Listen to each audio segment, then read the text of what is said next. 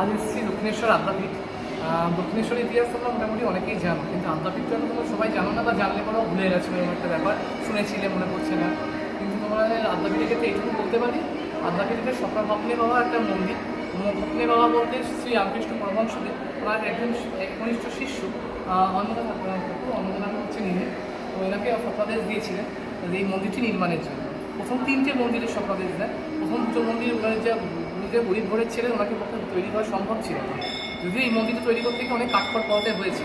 প্রথম তৈরি করেছে, পরে ভোগালয়, সমস্ত যে ডিরেকশন, মানে আপনার যদি দৈবাদেশ বলে একটি বই আছে, এখানে আদ্যাপীঠেই পাওয়া যায়, যদি পরে জানতে পারবেন যে কীভাবে করে স্বপ্নটা দেখেছিলেন। আর কথিত আছে রামকৃষ্ণদেব নাকি ওনাকে আশীর্বাদ করেছিলেন, সময়ের গর্ভে সমস্ত মন্দিরই যদি বিলীন হয়ে যায় জাগ্রত স্বরূপটা, কিন্তু এই মন্দিরে জাগ্রত রূপ কখনো মায়ের বিলীন হবে না, এখানে যা চাইবে তাই নাকি পাওয়া যাবে। তোমরা অবশ্যই এখানে একবার আসো আর মন্দিরটা ঘুরে যাও। মন্দিরে এলে পরে অবশ্যই শ্রী কালভৈরবের যে মন্দির, মহাকালের যে মন্দিরটি আছে, আর আমাদের শ্রীকৃষ্ণের যে মন্দিরটি আছে, দেখা যাবে মন্দিরটা, এই মন্দিরটা যেটা আছে অবশ্যই দেখতে কিন্তু ভুলবে।